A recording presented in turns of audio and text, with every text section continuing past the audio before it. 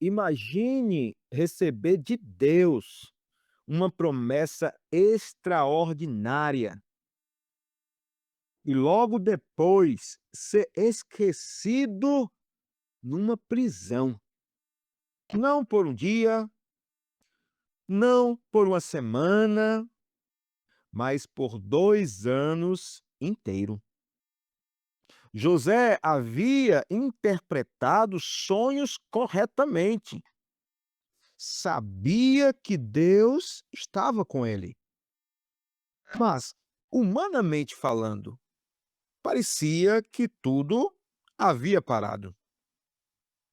Então a pergunta que surge é inevitável: o que Deus está fazendo quando nada parece acontecer? Essa porção, Miqueias, nos revela exatamente isso.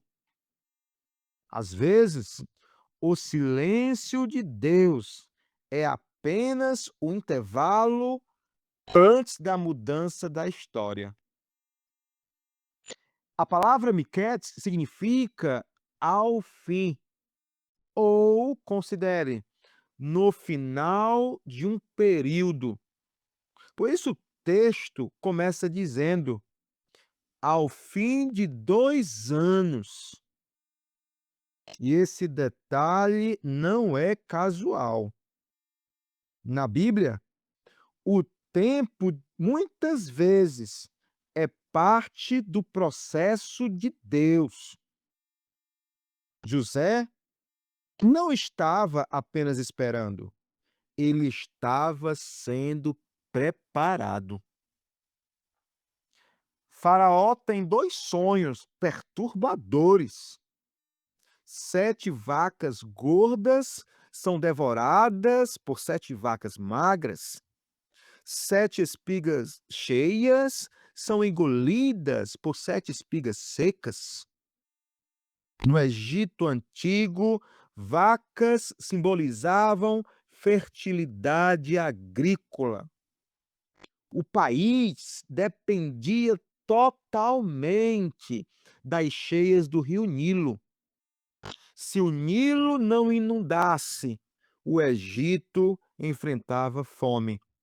Ou seja, o sonho de Faraó era uma mensagem econômica e nacional, mas nenhum sábio do Egito consegue interpretar. Então, isso revela algo profundo. A sabedoria humana tem limites.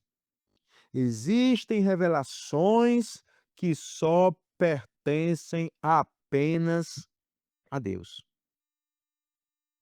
Então, José é chamado às pressas. E existe um detalhe histórico interessante. Antes de entrar diante de Faraó, ele se barbeia e troca de roupas. Os egípcios consideravam a barba um sinal de descuido. Hebreus usavam barba, egípcios não. E esse detalhe mostra como José está entrando em uma cultura completamente diferente. Ele entra como prisioneiro, mas a sua postura diante de Faraó revela algo impressionante. Ele diz: não está em mim. Deus dará a resposta favorável. Então, José não busca glória pessoal, ele aponta para Deus. José interpreta o sonho. 7 anos de abundância seriam seguidos por 7 anos de fome. Mas José não apenas interpreta, ele apresenta um plano. guardar alimento durante os anos de fartura. E esse plano revela algo extraordinário. José não apenas tinha um dom espiritual, ele tinha visão administrativa. O Egito, então, passa a armazenar grãos e se torna o centro de abastecimento de todo aquele mundo antigo. E Faraó toma então uma decisão inesperada. Ele coloca José como governador do Egito.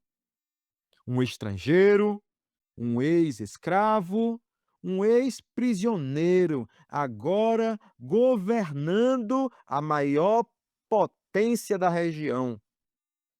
Isso revela um princípio poderoso das Escrituras. Quando Deus decide levantar alguém, nenhuma estrutura humana pode impedir. Quando a fome chega, pessoas de várias regiões vão ao Egito comprar alimento. Entre elas estão os irmãos de José. Eles se curvam diante dele, sem saber ainda quem ele é. E, de repente, os sonhos da juventude começam a se cumprir.